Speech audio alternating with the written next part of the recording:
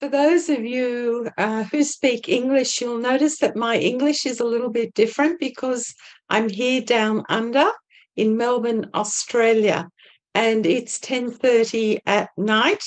And so I wish some of you good morning, some of you good afternoon, and some of you one or two of you from Sydney or Melbourne, I wish you a very late good evening. So some of you may know that here in Melbourne, Australia, we had a really long lockdown due to COVID. I think we were the most locked down city in the world. And at that time, I started coaching with some of the coaching platforms. And what I noticed is that for most people, especially here in Australia, where life is pretty Shelby right, people went into this state of incredible shock that suddenly, their habitual daily ways of being were incredibly disrupted. And for a lot of people, it was actually very painful. In fact, we had a crisis of loneliness. There were people like single parent or single men and women and single parents suddenly had no support systems in place. So there was a lot of pain, that loss of control, the sense of not belonging anymore, and what we called real disconnection. So that disconnection was very, very powerful. And because I was coaching, I learned to speak coach because my own response to the COVID-19 pandemic was to look at new ways of working and to be creative, inventive, and innovative, was that it has taken people a long time to recover.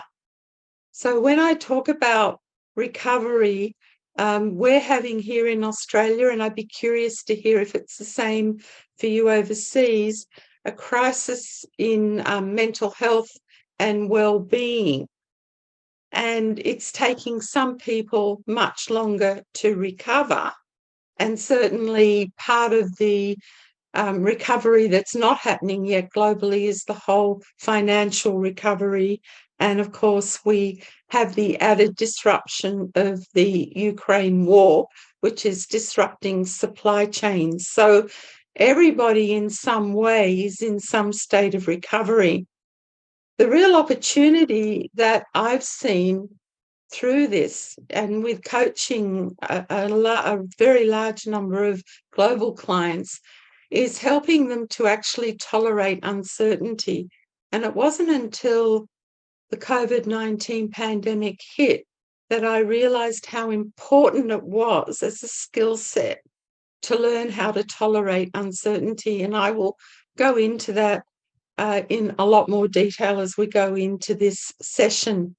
Because the 21st century, especially in the noughties, it's been termed a decade of disruption, and it's happening all over. And on the other hand, it's also a decade of disruption. So therefore, we have to develop this kind of tolerance to become what we call adaptive. And being adaptive is so, so key. And while this is Coaching 101, and many of you have probably been doing this for many years, but it's almost like we've gone back to basics, but on steroids. Like, how can people adapt to this new world? Because as we know in nature and through ecosystems, and when we take a systemic perspective, it's about constant adaptation or adaptiveness. So one of the things that I did, I've been coaching for 20 plus years, and I grew up in the days of executive coaching where you had the privilege of being able to do 90-minute sessions and earn, really good money for doing it. COVID really shifted the whole coaching game. And because I've been in the innovation space now consistently for 10 years, I had to look at what's happening, what are the opportunities what are the cracks and the openings that are coming out of COVID? And the biggest one that's impacted on our industry are the coaching platforms.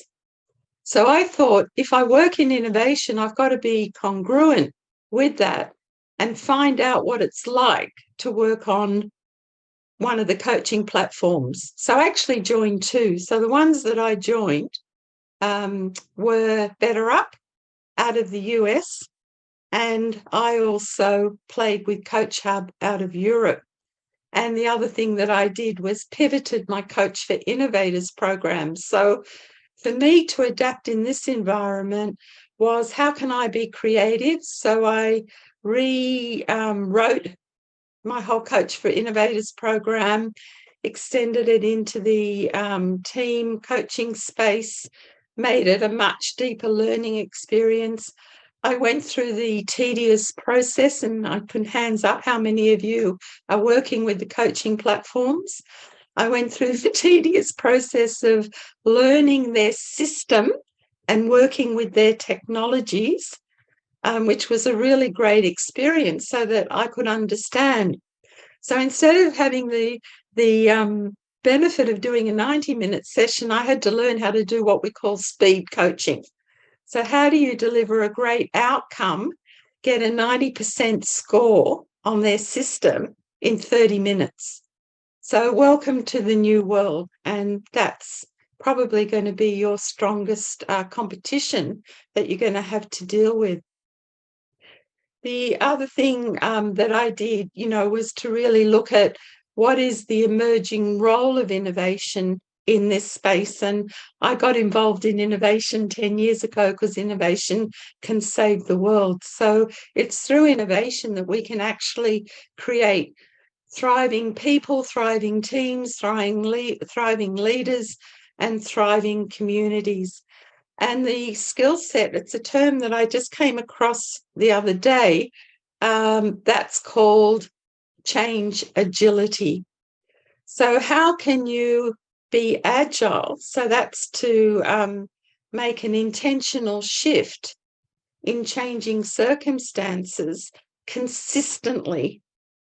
So, it's been a pretty tough gig for a lot of people here. And certainly and I've been coaching in Asia and in Europe as well. So I'm going to play with, what I've learned and the benefit of my 10 years in this space and teaching or accrediting 100 coaches all over the world as professionally certified coaches for innovators, and how you might create and invent and thrive in disruption in this space. So I just want to say thank you for investing your time and energy with me today. I'm deeply appreciative, because that's why I do what I do, and I'm very generous and happy to share everything that I know with you. So here we are in this session, because remember, I'm teaching like an 18-hour course. I'm just giving you a 90-minute taster of what it takes to recover, rebalance, to become what's called, another new term, deliberately calm. So, how can I give you some context, ideas, and activities about how you can do this in uncertain times? To better tolerate and flow with uncertainty, develop some creative thinking practices. So I'm going to go a little bit into neuroscience and how it relates to creativity, the importance of making sense of innovation in your own unique context, and explore the role of innovation in creative problem solving, and then how might you apply some very key innovation principles to thrive in an uncertain future. So, feel free to take notes, keep the audios off for now. You can keep your videos on. Feel free to chat. There'll be one major breakout room session, and there'll also be what I call a creative conversation. You might also want to consider what might be useful for you to get from this session. So what's important for you and what will add value to the quality of your coaching experience or your coaching knowledge or your coaching future. So let's get into it. Very simply, what made sense yesterday won't make sense today or tomorrow. So you may have heard of some of these terms. I'm sure everybody's heard of VUCA. Some of you, if you've done a webinar with me before, you may have heard of the term Barney. I'm just going to explain these very simply. So we're living in a world where we're experiencing information overload. You know, we're pretty well overloaded with everything.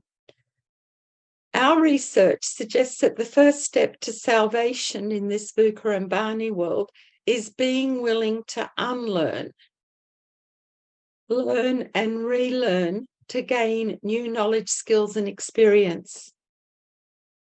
So some people say that the VUCA model is a little bit outdated. There's an author and a futurist called Jaime Cascio, and in a recent article called Facing the Age of Chaos, he introduced the term Barney. Now, essentially, it's a thought model that describes the range of challenges and constraints in what is required to cope with uncertainty and with a changing world.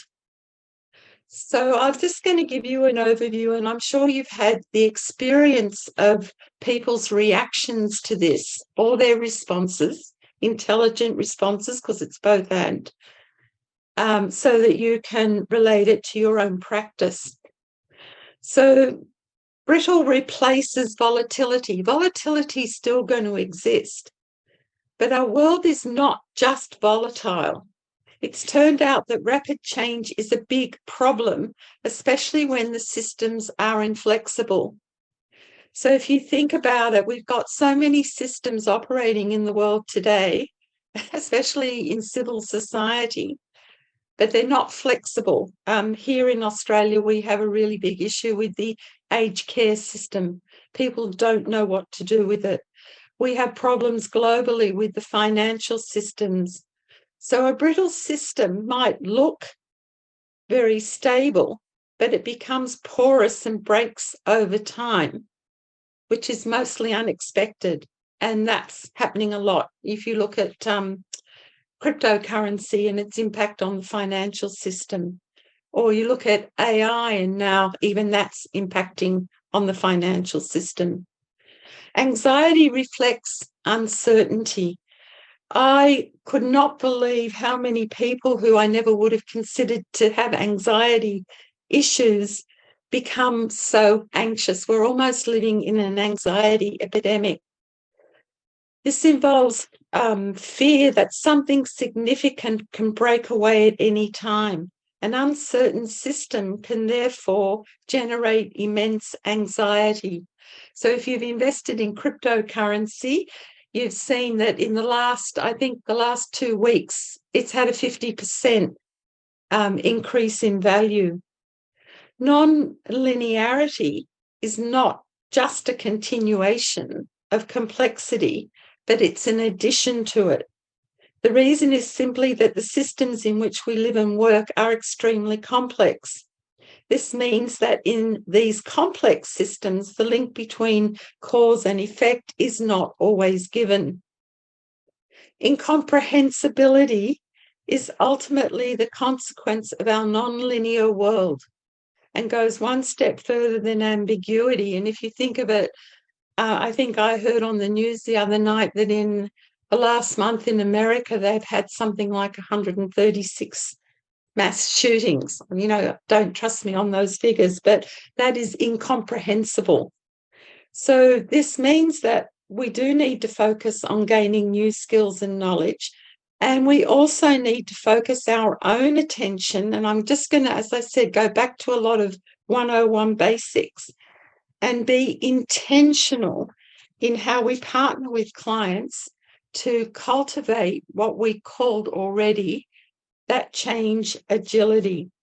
Change agility means rethinking organizational change from a one-on-one, a one and done, close-ended process to one that is continuous, open, and has an unpredictable end. And it proactively, so you can respond proactively to consistently uncertain external factors. So what we try to do at ImagineNation is to develop people's confidence and competence and capacity to be, think, and act differently through creativity, invention, and innovation in ways that add value to the quality of people's lives in ways they appreciate and cherish. So, this is the environment. And then taking it one step further, we've got accelerating technology. And I just picked this up off the internet today. You can now do coaching with a chat GBT. This is Alpina. That's a look at Alpina is a very conscious Buddhist cow. We're also very addicted to technology. So you can see I've got the reference at the bottom of the slide. So we know that we're in the middle of an AI boom, and we're in the middle of accelerating technology. So, we've all benefited from centralized work communications like Slack or Basecamp. We're all play with new formats in our personal lives and marketing our businesses like Facebook and LinkedIn and Instagram. But there's two things also impacting that. There's the metaverse coming, which encompasses broad categories of technology, including quantum computing, connectivity, artificial intelligence, and machine learning. We don't really know where this is going to go yet, but they can come together in rich ways to create new and unprecedented value. So I'm happy to answer some questions about AI. AI has actually become generative, according to the Boston Consulting Group. It has the potential to disrupt nearly every industry, promising two things. So we're living in this age of paradox. It's promising both a competitive advantage and creative destruction. So we've had ChatGPT released in late 2022, and someone's already picked it up and applied it to coaching. So if we're in the middle of an AI boom, $200 billion has already been invested in self-driving cars. We all use Netflix and Spotify to get recommendations. We're already massively using AI. And if you're working with the coaching platforms, you know that AI will provide you with articles, learning articles for clients. It will impact on who the coachees or the members select. AI will track your performance as a coach. AI will recognize speech and speech pattern recognition, so much so that if you have any voice recognition services with your bank, don't use them because that can be hacked. AI can detect your location. It can also run an assessment and a reminder.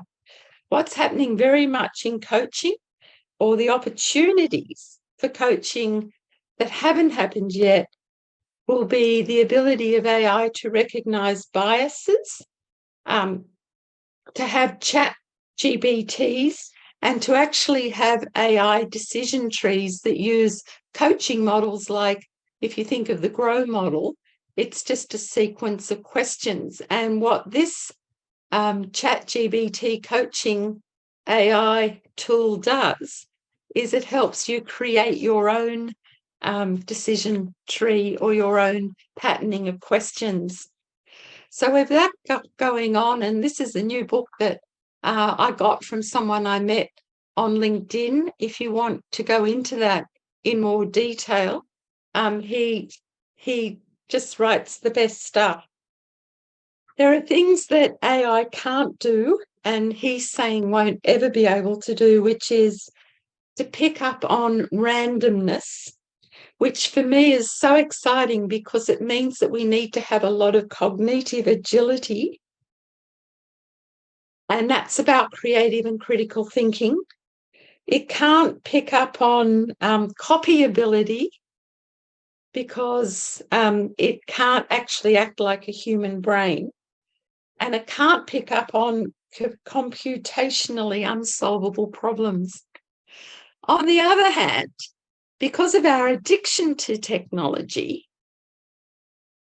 according to Johann Hari in his book, our ability to pay attention is collapsing because technology has become so pervasive. And his example in the US, college students can now focus on one task for only 65 seconds, and office workers on average manage only 3 minutes.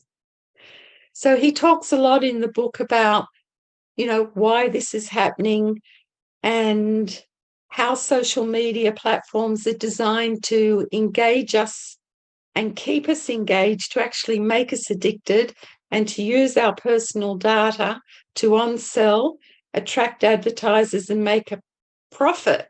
But it also means that it's making us less effective, less productive, and less efficient. So I'm going to invite you to play with this and see if you can last this whole session by being fully attentional and intentional, by not checking your email, your LinkedIn page, or your Facebook page, and we'll come in at the end of the session and see how this has worked for you or not. So just notice and pay attention to your own ability to pay attention.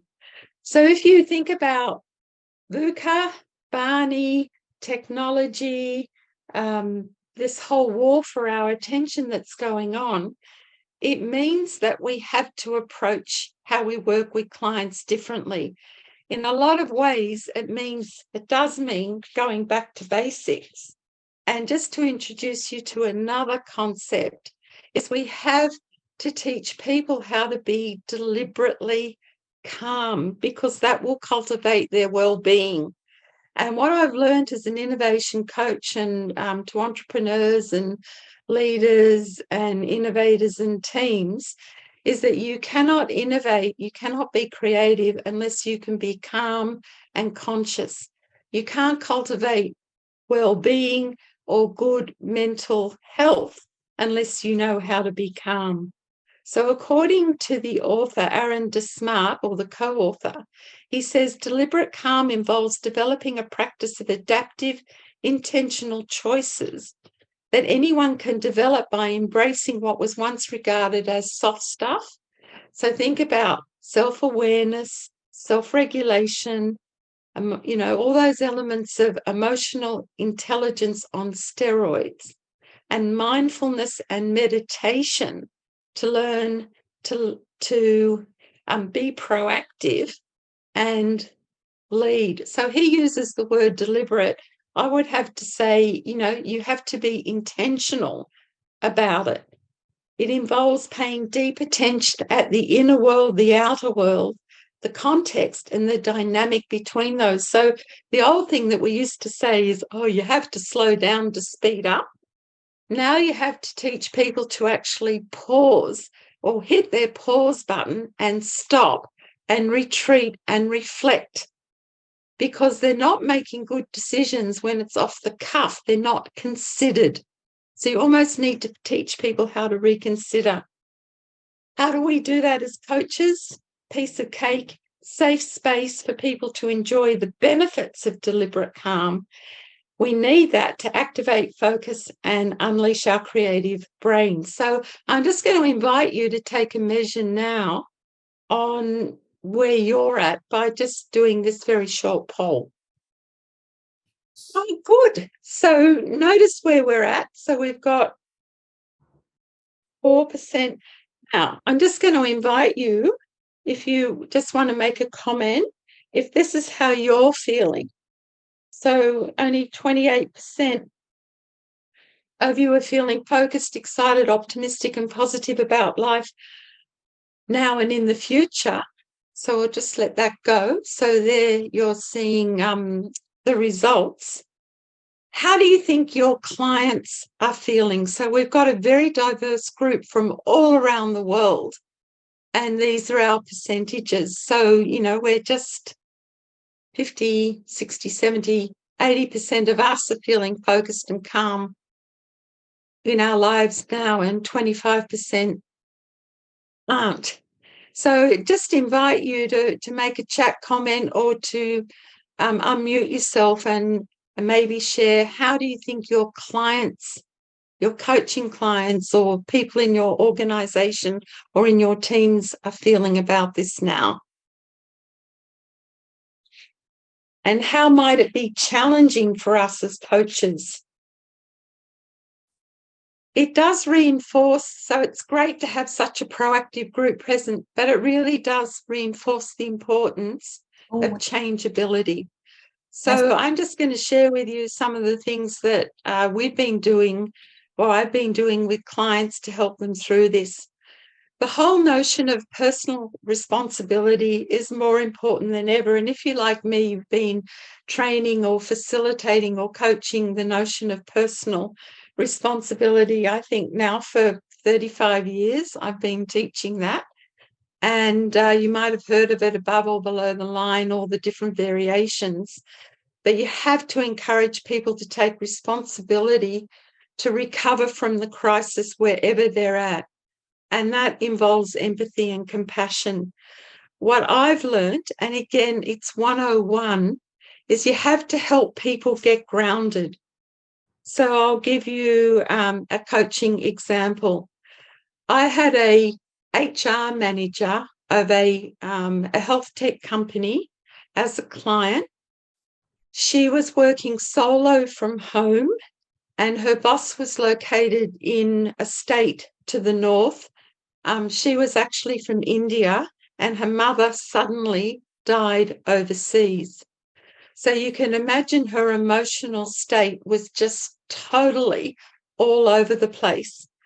So how I worked with her was not only being empathic and compassionate, I just had to allow, accept, and acknowledge where she was at, and that it's okay to not be okay, to listen deeply, hear and feel their pain, acknowledge their traumas, and demonstrate care.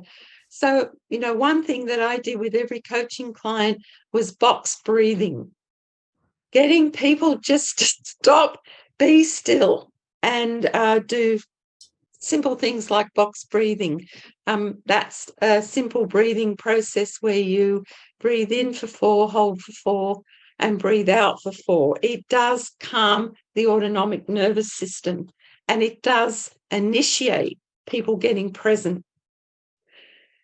The next thing that I noticed that I had to help people do is to reconnect and rebalance. So again, to pause and remove distractions, because we've got this war for our attention. And to help people manage their exhaustion and their anxiety and their burnout, they needed to become mindful.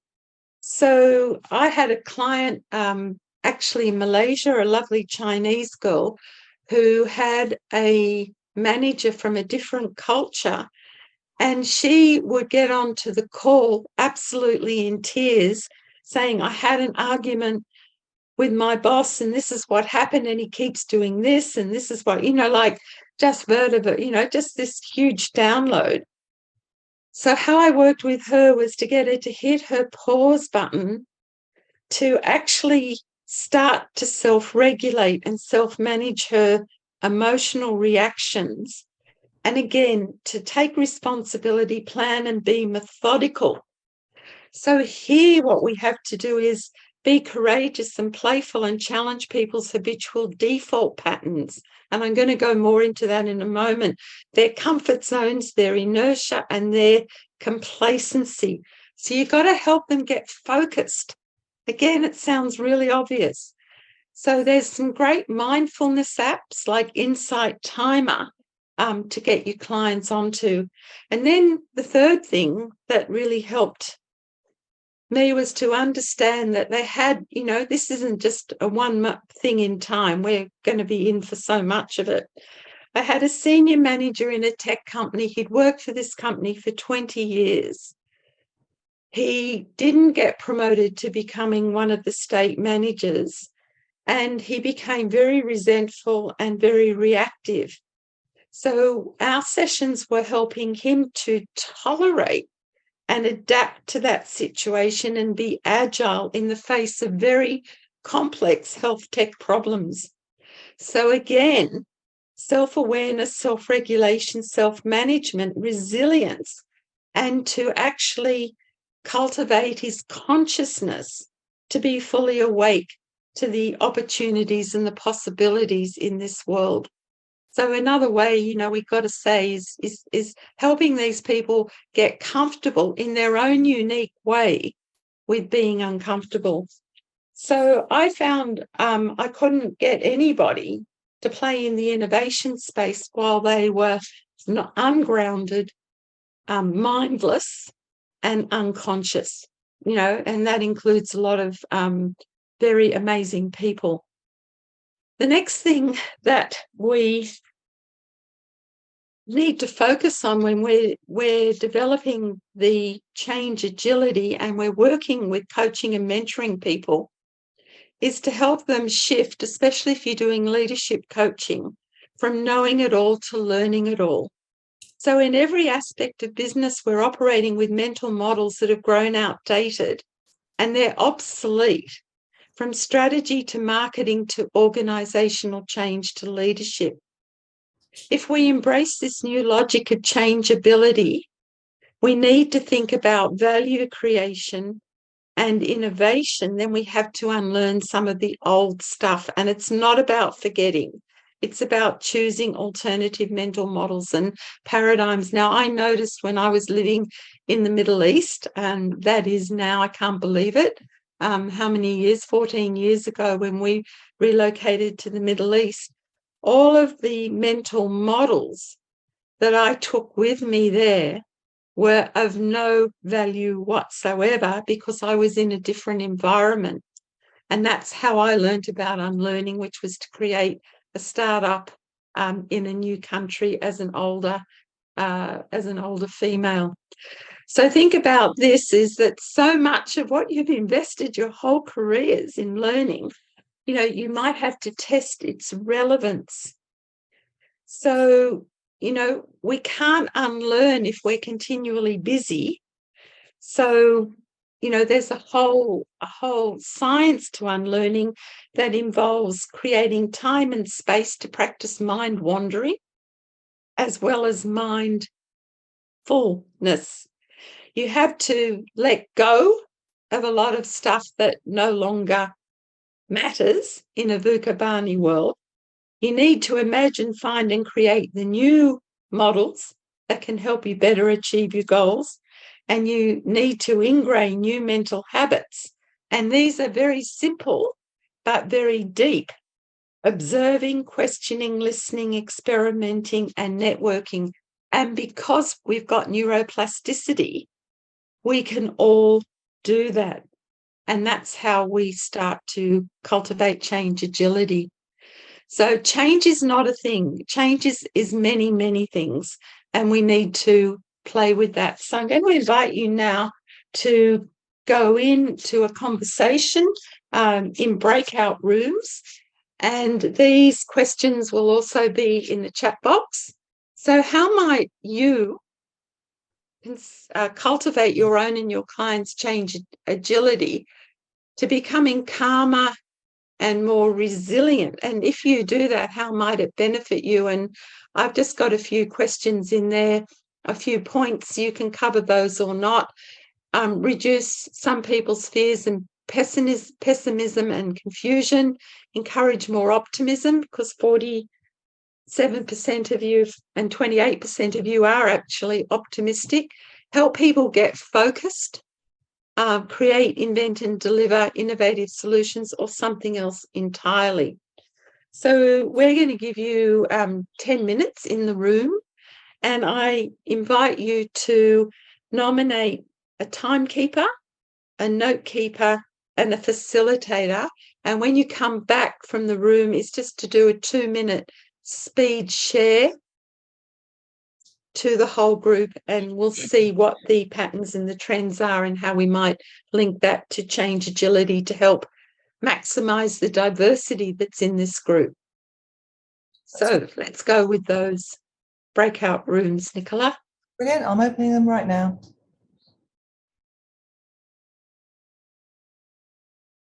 So let's just hear quickly from one or two or three or four of the groups that feel that they're happy to share or feel comfortable in sharing. So what came up?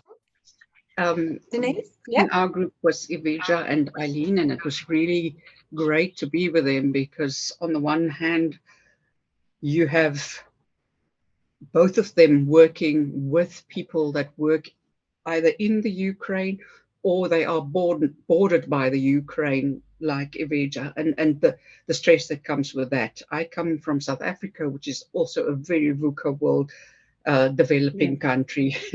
Lots of fun here. But I think the one thing that struck really true for me was that it becomes an even bigger responsibility for the coach to calm yourself before you actually go into a session, that you need to create a safe space, enable you to create a safe space. The other thing is, what does it mean to be present today? That's something that Eileen said that I also, it was really thought-provoking for me. Is it the same as what it was? And how do you really make sure that you're present? And then a technique that I'm hoping I'm saying your name right, Evija, is anchoring. And I would love if she can put some more in the chat for us because our time ran out. But that fear and anxiety that when the war started around them, and how going back to, if I understood it correctly, to the things that you could anchor to before, the things that gave you calmness, and how that can help you. And I'd love to hear more about the anchoring technique, actually, that she started using now to help people. Great, thank you. We can certainly talk about that in the networking session as well. So how do you anchor somebody into a resourceful state, especially in a conflict environment? Great, thank you, Denise. That's really interesting. David Mansfield, you've got your hand up. Oh yeah, very hi. Politely. Okay. Just some sort of, I think, really helpful tips in a very short period of time. So we had a business coach, a coach who works in the health service, and a coach who's a facilitator for HR people. And what we got out of it was, in terms of sort of managing, if you like, tension and stress, we talked about how our clients are overloaded and they've got too much on, long lists which never get done, sort of pressure of never-ending tasks. And there was a suggestion by one of us which works pretty well for them, which was helping them do an audit in terms of how they're spending their time and what their priorities really are and what's really going to make a difference here. And it sounds very simple, but a lot of people are so in the weeds that they don't even think about how their diaries are just full of meetings, and a lot of them they shouldn't really be at. They're not of any consequence. Somebody else could go. The art of delegation, and also something which comes across a lot in certainly my coaching practice is people taking on the responsibility of their subordinates because it's quicker and easier to do it yourself, like making the beds of your children. They never learn, right? So we also talked, and I thought this was a fantastic phrase, and one of my colleagues on the call said, what I do is I talk in a positive way about what's possible. Because what we want to do is talk about what we can do, not what we can't do. That's something that I want to take away from that. I thought that was really, really helpful. That was my colleague who works in the health service, obviously a lot of challenges, worked throughout COVID. And then the other colleague that we talked about, that talked to us, was really about three different ways of approaching, which is, and I'm sure that she'll come in if I've got this wrong, but again, something I hadn't heard of, which is the I, we, and it model. So the I model really is, what are you doing? What are you doing for yourself? The we model is all about the important relationships that you have. And then the it model is about the business. So it's really setting some sort of priorities and making sure that the I model doesn't get swamped by the other two headings. And then we talked about exercise and mindfulness and how some of those things can be done. And our colleague from the health service said that those things need to be learned. You can't just pick up mindfulness and start doing it tomorrow. Yeah. It's a training brain exercise that needs to be developed. Great, it's a practice. Excellent, thank you. Andrew. Yes, hi. And just building on the comments that the other colleagues made in the group with Henghua and Jeanette, we were also talking about looking at ourselves first. And I think that's already been mentioned by the other colleagues just now. But a core part of this was, for example, the ability to visualize and hold on to a particular image that you're going into. Jeanette came up with a very nice image of works with in terms of holding herself. And part of that also comes to another point that we said was very important, was supervision and the role of being supervised, to have the opportunity to hold your ground on that, as well as using some regular techniques and being aware when a client is coming into a meeting with you, possibly stressed, possibly in a hurry, to actively work with them to slow down, to pause, to see how they then react. Great. Thank you. Thank you. Great strategies coming out. Thank you. It's great collective intelligence in this group. Lucy, you've got your hand up as well. Thank you. Hi. We, in our group, we had a common theme around making sure that we were in a good position before we deal with our clients. And one of us mentioned that getting feedback. He thinks of the metaphor of being in a plane and taking your oxygen mask before you fit it on your child or your son.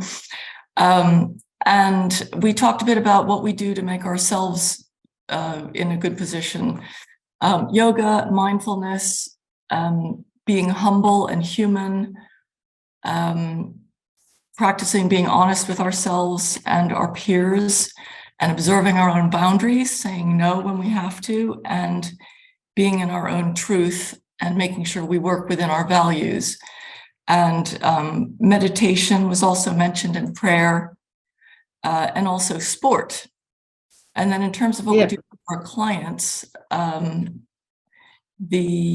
just trying to look at my notes, looking at the comparison between, and people can come in here if I'm not getting this right, the comparison between the coach and the coachee, and the ability to recognize, I guess, to be vulnerable to recognize when it's okay, they recognize things are not working.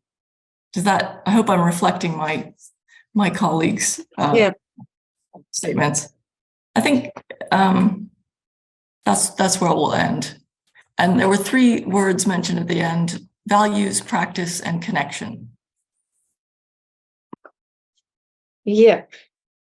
Excellent. Thank you. And there's a great note coming in from Carol. Let's just take one more. Are there any other hands up? Just take one more so that we've got good understanding within the group. So one more hand up. If there's no more hands up, I'll just so I think you all enjoyed talking together. So just asking you, what did you notice, inviting everybody now to participate, what did you notice were some of the patterns and trends that came up as outputs from your breakout session? What are the standouts for you? And then I can make some comments. So what are the standouts? Like what can you take to help you, just reinforcing, prepare yourself in a way, that gives you true presence, set boundaries of what that enables you to operate within your own truth and values. Self-care and vulnerability, there are some of the things. And then, of course, you've got a lot of practices. And, of course, providing the safe space, which is, I think, beyond psychological safety. In our work, we call it a collective holding space. In other words, you're creating a space of incredible trust and permission and safety. So it's like psychological safety on steroids, or even deeper, because you're relating to somebody at a very different level. So just curious to hear from you guys, what else stood out for you from that conversation? Go, Katarzyna. Thank you, Nicola and Janet. I think we are worried, the most of us. So there is some kind of worry about ourselves, maybe about clients. And what I observed is that changing idea about what coaching could be. And I wrote a kind of pause for not even slowing down. I like the differentiation.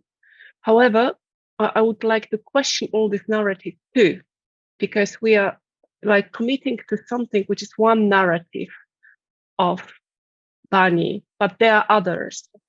And I challenge the client even expressing anxiety. So yeah, nice, complex, well-studied topic. Thank you. Yes, there's a yes and to what you said is what I'm noticing, and it came up in what David said, is you're having to teach people, I'm noticing, because I'm also a highly certified trainer and facilitator, the boundaries between training, facilitation and coaching are blurring, and that what we're having to do is get people to learn basic time management disciplines. I spent, I would say, probably 12 sessions with a senior lawyer at one of the major universities. All I was doing was helping her time manage at a micro all the way to a macro level and set priorities that were aligned to her KPIs and deliverables. I've never had, that's really intense stuff. So we're having, when we say they sound simple, it's actually, we've got to help people learn how to do this because they've never made time. Block out rest times. As what was just said, you're worried about their health. Then it took me probably 6 sessions with one coaching client to actually get her to go for a walk at lunchtime because she was so stuck to a desk. She felt compelled, working from home, to stay at a desk for unbelievable hours. Delegation. And then, of course, getting them into good habits, having breaks, eating healthy meals, mindfulness, meditation, yoga, swimming, walking in nature, silence, reflection, journaling, just really simple things, but they're really powerful. So yes, I can see that the coaching landscape is definitely changing, and that already in this group we're doing mentoring and coaching. So be non-prescriptive about stances that you take. Okay, so let's move right along. Thank you for that. Are there any other questions that you want to ask me before I move in to some giving you some more solutions as well? Like, how does this fit in with innovation? Are there any other questions or points that you would like to, what have I had to unlearn? When I arrived in the Middle East, coming from Australia, where we had a very humanistic approach to culture and leadership and even coaching, I had to let all of that go because I was in a command and control culture where it was hierarchical and it was very misogynistic. And I had to start letting go of actually being nice and to start to become very provocative and hard-edged and definitely very courageous. So I had to let go of all of my old culture models, leadership models, not so much coaching models, but certainly most of those. So I spend most of my life unlearning. So it's interesting. Okay, so if there are no other questions, let me take you through making the switch from 90 to 30-minute coaching. Is actually, when you work with the coaching platforms, they have a system, like all good leverageable and scalable businesses. They actually have a system and a number of steps that they want you to follow. I am totally rebellious and non-prescriptive, so I sort of like follow their system, but also use my own coaching experience and methodologies. The most challenging 30-minute session I had was with someone from South Korea who was working with a global company as a regional manager, who was being victimized by his people because someone in his team wanted his job, and they were spreading gossip. And through deep listening, I could find out where the values conflict was, because he was a very deeply religious person, a very deep Christian. I could work with him because the 30-minute sessions were all he was allowed to have. I could work with him by using, and I'm actually not a Christian, so I was fortunate that I knew the stories or the parables. I could actually, and the metaphors, I could actually work with him with the metaphors within his construct, or we would say his epistemology or his reference structure, for him to make a conscious choice about who he could be and what actions he could take in that situation. So you've got to be you've got to have good cognitive agility and a really good toolbox to be able to adapt to different people in different circumstances. So I don't have the luxury of a 90-minute session anymore with anyone. They're all 45 minutes max, or sometimes 30 minutes. So you have to have a really good toolbox and a really good ability to be flexible. And he got amazing results. And he was so grateful that I could talk to him in his own construct, in his own context that was relevant to him. So, yeah, keep asking me questions. Okay, so I'm going to move right along. I'm just going to ask, just reshare my screen. Here we go. Let's now look at, where does innovation fit into all of this, and why is innovation so important? So it's pretty simple. As the world of work changes, so does everyone, so does the need for everyone to use innovation as a lever for affecting positive change, for finding out what is possible, and for people who want to compete and grow. But what's really important, and I think especially in a VUCA Barney world, is that we consider serving people, profit, and planet. So what I learned pretty quickly is that there is no one best definition of innovation. We are not prescriptive. It's really important that I say that. There is no. What we do is we start with this statement. Innovation involves change, which is why I spend so much time on change, or something different that adds value to the quality of people's lives. So change agility, or change on steroids, something different. It's really, really important. That's why we say you've got to be, think, and act differently. Adding value is in the minds of the user, or in the minds of the customer, or in the mind of the coachee. But what we want to do is we want to add value to the quality of people's lives.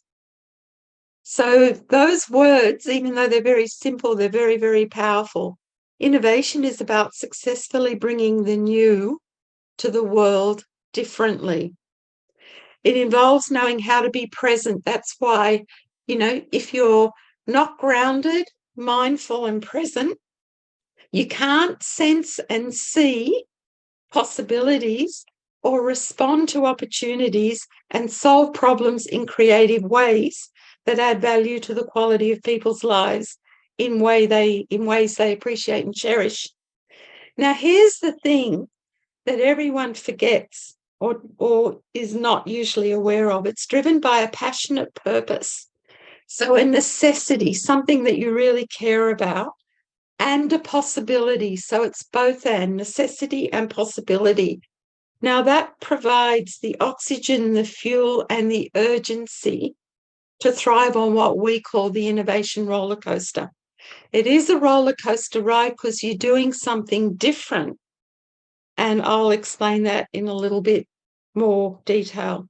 So you have to know how to bridge the key elements of creativity and invention to discover, explore, design, and deliver an innovative outcome. And it's not an innovative outcome unless it's commercially astute and viable. So for some of you that are involved in neuroscience, I just put this together from the work of Martin Seligman, who's written a great new book called Down There, Tomorrow Mind, with Gabriella Kellerman.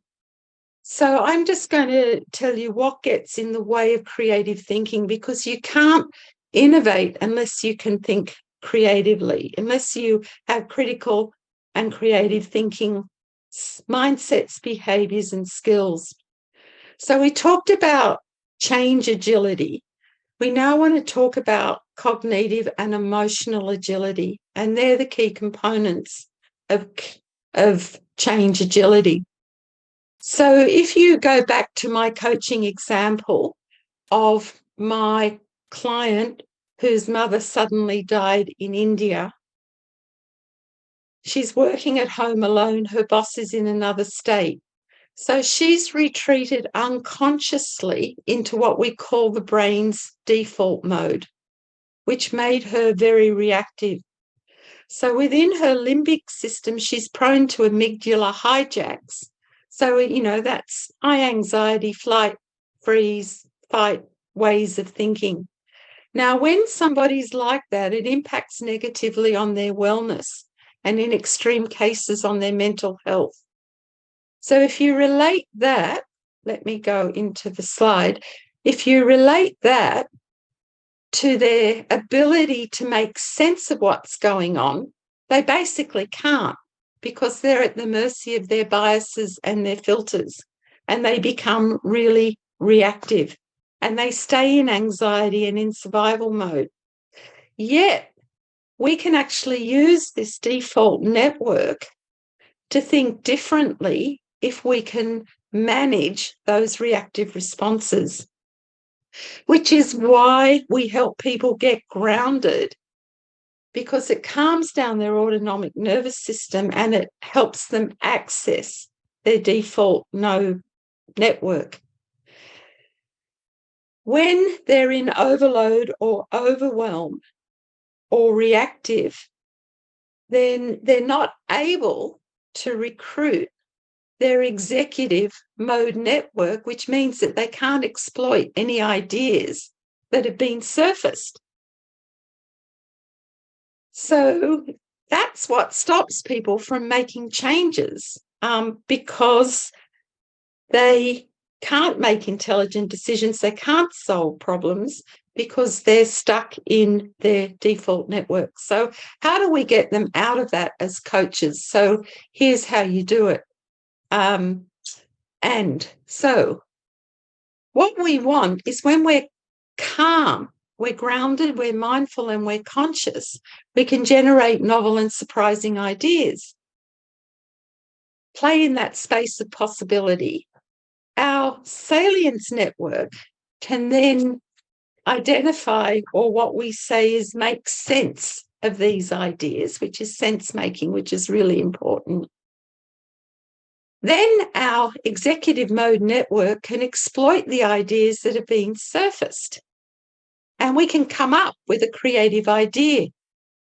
So it's almost like if we calm down our neurology for our autonomic nervous system, then we can consciously make sense of or unleash new ideas, make sense of them and exploit them, which is why we believe in the work of Dr. Niku Dao, is that you need to have consciousness, states and qualities of mind before you can bring the new to mind. And you can only, once you brought the new to mind, then you can actually innovate, which is why I always end up spending so much time on helping people be mindful and focused. And when we're fully conscious, we can allow our minds to wander and generate novel and surprising ideas via our default network.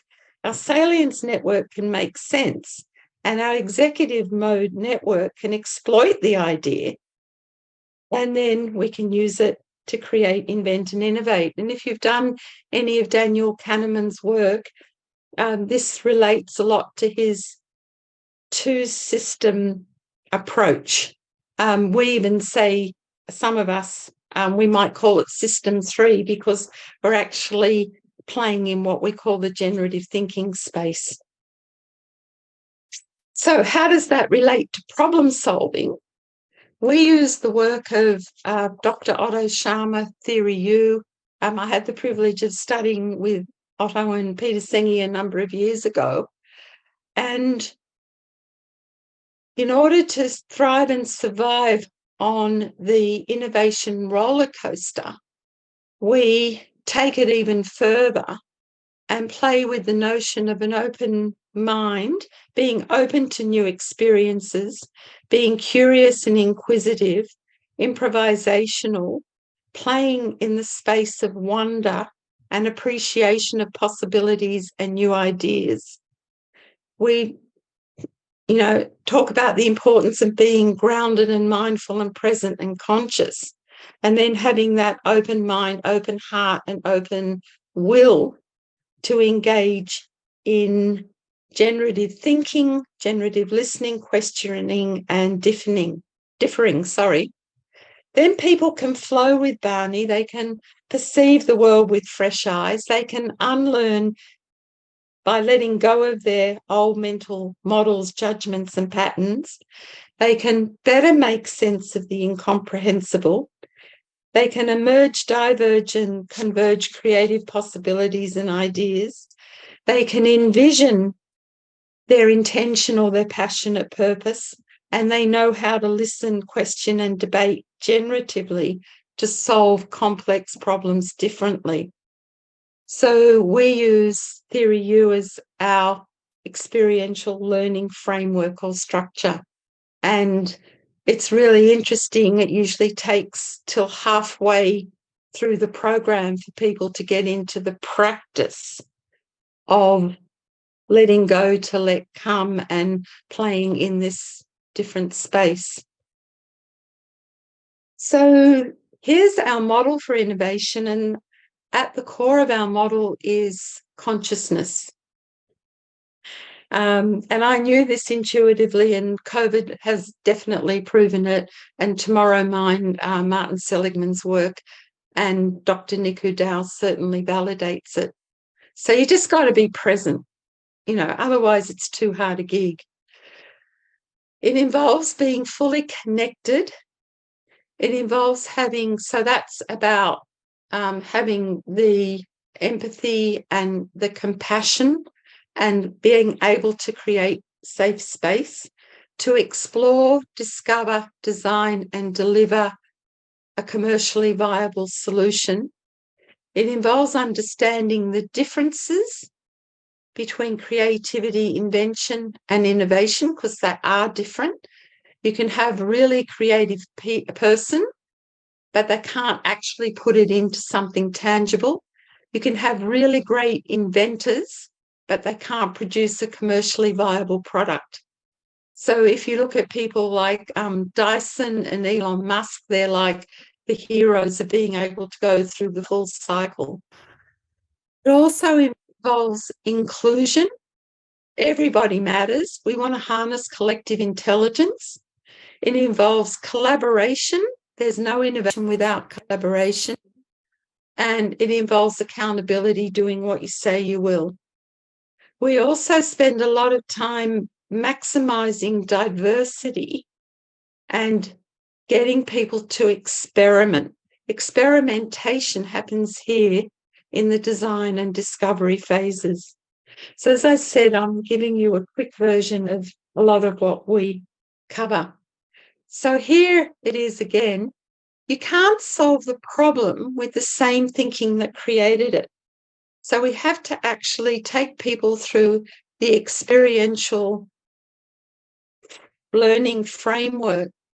So typically, if you're coaching someone in this space, is they come to you with a problem or an opportunity. This is in innovation coaching. And you work with them to clarify a passionate purpose, because otherwise they won't have the sense of necessity or that urgency. And we're playing in the transformational space, or in the space of the common good. We practice whole system mind wandering and mindfulness, sensing the problem or opportunity and connecting to the whole. That sounds woolly, but it's actually a very pragmatic set of steps. We unlearn to perceive the world with fresh eyes through thinking differently to create cracks, thresholds, and doorways for new possibilities and new ideas. All of this requires mastering the 4 levels of listening, questioning, and debating or differing. And it's evocative, it's provocative, it's emergent.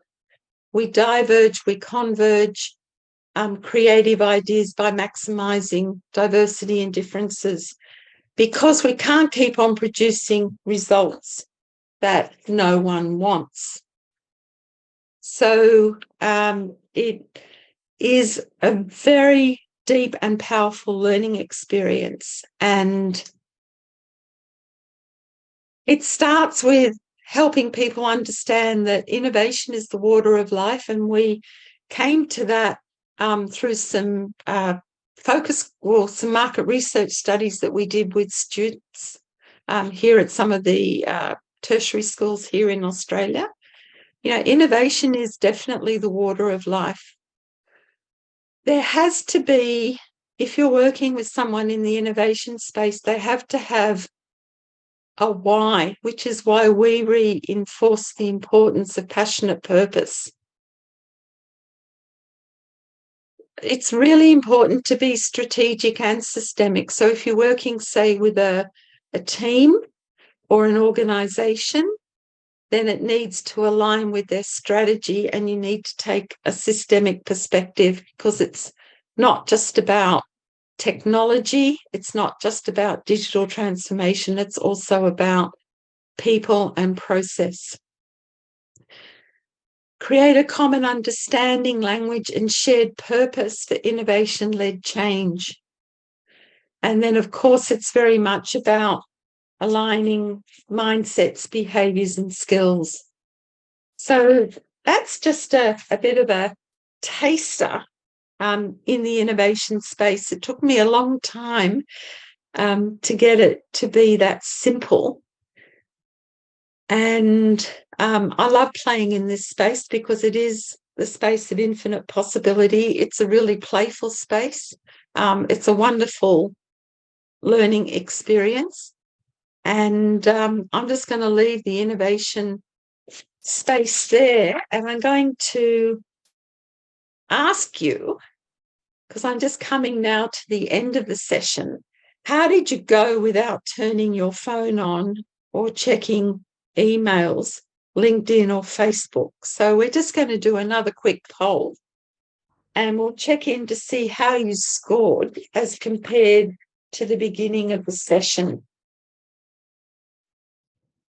Yay, well done. What a great group. So we've kept the standard, except for we increased it. So in the beginning, we had 75% of you who were in a really good, resourceful, engaged and calm and focused state. And now we've hit 80. So well done. 80% of you. Well done. That's excellent. Okay. So I now invite you to, and this will be in the chat as well. I now invite you to put your videos back on, and let's just hear how you're making sense, since you were all so calm and so focused and engaged. It means that your salience networks and your executive control networks should be really firing those neural pathways, and there's something in there that you can make sense of and apply in real life. So some of you might be asking me what a nudge is. A nudge is part of what we call behavioural engineering, which is designed to promote better, in inverted commas, behaviour through a soft intervention rather than a hard one. So like getting somebody to practice mindfulness, even if it's just for 5 minutes, is a really good nudge if they do it on a daily basis. So I invite you to put your videos back on, and let's just hear some feedback or some questions from you. The biggest insight for me that stood out, and I think this is going to be like something that I can develop as a habit, is simply the overall presentation that you've made, and what some comments that people have shared about the importance of this pausing and stopping, to help people open up to imagine it, to the possibilities that are available with our system 3, if you will.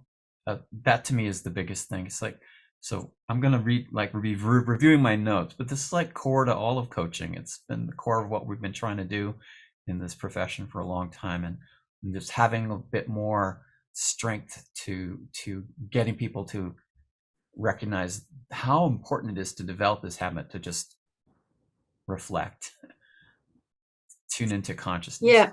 Thank you. Yeah, great. Thank you, Harold.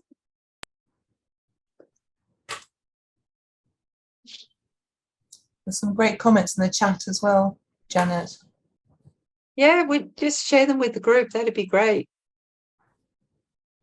Pat has said, relearning how to cope with the shorter session and coming prepped with a creative toolbox. And Mary shares, reinforce the value of the coaching relationship and the power of presence in creating the environment for creativity. Yeah. Great, thank you. Let's hear from, don't be shy. I'm a long way away. I think one thing that stood out for me was that, you know, we intuitively do a lot of these things. But I think for me, the one standout item was, it is time to pause and just see, am I intuitively doing it right? Am I doing all the things? What new things can I do? Just take stock. And we talked about prioritizing the key ones that I need to work on to, again, get my coaching practice to another level. Oh, thank you, Denise. A very wise teacher I once had said that intelligence is measured by the number of distinctions you can make. You know, it's like, that's so important, is being intentional, being attentional. It's all the basics, but on steroids, you know, like really, really, really important. And they're like the lighthouses that will guide the light to reinforce, you know, what Harold has said is, you know, that presence and the value of the relationship, and, you know, really honouring where people are at. Great, thank you. Are there any others, any other points that you care to raise? Eileen, you've got your hand up. Our fellow Australian person. Yay! Different You states, stayed up late. same time zone. Yes. I was going to say, you know, you referred to the pause, and other people refer to the pause. I mean, I've continuously used what I call for my clients the pause button, when they're Yes. in those stressful states, in meetings, board meetings, whatever's going on for them, is just taking, and I always say the pause doesn't have to be a huge thing. It's seconds to calm their mind, to be creative in the moment and not project anxiety and stress, because then they're not going to be heard. But I was thinking for myself, looking at your innovation model, there's a few, the center of it, the connecting, exploring, discovering, delivering, designing. That, I mean, at this time of where everybody is, that may be a useful model to start using with clients in this VUCA world and Bunny. So great. it brings some strength, brings some, brings a little bit of a structure that they can relate to. Oh, look, you've led me right into it. If you do our Coach for Innovators certified program, you'll actually learn the coaching model that goes alongside the innovation model. So we've done that and pattern questions as well. So yeah, that's a model that's been iterated and pivoted over many, many years by us at ImagineNation. Thank you. Anything else? Okay, so I'm going to leave you with a few good tips, okay? So, of course, I have to do just like a 30-second promo. Thinking differently requires different thinkers. So if you want to consider how you might shift, relearn, or change your leadership, mentoring, or coaching stances, that's why I've invested the last 10 years in developing a curriculum specifically for innovation coaching. That's ICF Continuing Coach Education Program. Empowers, enables, and equips clients to be, think, and act differently in this VUCA Barney world to add value to the quality of people's lives in ways they appreciate and cherish. So, of course, if my early bird savings of $200 finishes tomorrow. There's a link if you want to find out more. You can email me. I'm happy to do payment by installment. I'm happy to speak to you about how it might benefit you or not. But the opportunity is there. The program starts on the 12th of May, and it will be early Friday mornings for people in Europe and Thursday evenings for people in the United States.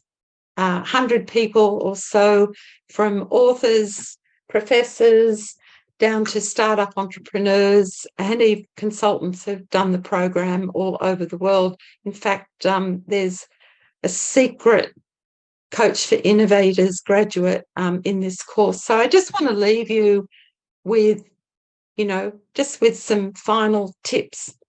So a smooth sea never made a skilled sailor. So I think there's never been a better time to innovate. I think there are so many opportunities in the digital disruption. Why? Because it's creating cracks and openings, and it's happening all over the world. So, if you strategically gain knowledge of how you're going to deal with digital disruption, because that's the way of the future. In an environment of high inflation and economic downturns, how can you maximize the opportunities in that? Like for me, it was going to the coaching platforms. What are they doing? What can I learn from them? Deal with the escalation of geopolitical risks. So look where you can make the difference, where you can help. It's going to be a whole era of talent development for talent to do the work that robots and AI can't. There's going to be a new world of work. Work environments are going to change. And the only way we're ever going to resolve the climate change challenges is through innovation. So, we've got these white, Dr. Martin Seligman calls them the white water. It's there, and you've got to catch the big wave to make it into shore. And it's a pretty exciting and exhilarating journey. And for me, innovation is the lever that's going to do all of that. So when you go back to your practice, if you've got somebody, you've got clients who are stressed or you get overwhelmed, just remember to breathe. Again, it's really simple. If you're noticing that there's anxiety going on, do what you need to do to self-regulate. Get grounded, get mindful, get conscious. If you're dealing with a client or yourself, like my dog died last week, allow, accept, and acknowledge whatever emotional state you or your client is in. If you find that you can't stop, have some kind of, somebody used the word anchor, have something that anchors you. Take a break, go for a walk. Like I can't dog walk anymore first thing in the morning. So I'm making myself take the break in the afternoon and doing a long neighborhood walk. I make sure every Wednesday morning I go to the beach. When you're not feeling motivated, stay at home and just focus on what's important. If you're feeling insecure and you think you can't do it, acknowledge what you can do, strengths and achievements. If you want to play with creativity, just let go of what's worked in the past, unlearn, be inquisitive and curious. Play in the mind-wandering space. Go for a walk without your headset. Go down to the beach. Just be in that free space. Let new things come. When you're in the shower, that's when you have the ahas because your mind is not occupied. Make sense of what is and what could be possible. And then you can compassionately, courageously, and creatively kickstart innovation in this strange world that we're dealing with. So that's it from me. I'm happy again to answer any questions that you have. There's some good, again, it's not rocket science, but it's what's been working for me and for my range of clients over the last 2 years. And again, as you've said, pause, hit that pause button. Don't be afraid to stop and play, have fun. I wonder, Janet, actually, before we move to our breakout rooms for our networking, if you'd like to stay, we'd love you to stay. I wonder, from the conversations that you've heard today and the input from people today, what sticks in your mind, Janet, from this session? Thank you. That's a great question. I was really delighted with the 80% engagement because I know how much I struggle with staying present to a webinar, when I'm online. So I just want to say that it's really great to know that all of you valiant global coaches are out there making a difference in the world by being engaged and fully present with the people that you're in partnership with. So I feel very humbled by that. I think what stood out for me was the importance that you shared, and I've made a lot of notes around the pause button. We have a pause, retreat, reflect, regroup or reimagine or reinvent cycle. I'm really glad to hear how important that was for you. And then the role of possibilities. Another very intelligent teacher that I had once said to me, and I've practiced this ever since, which was 30-something years ago, possible in the world, possible for me. It's only a matter of how.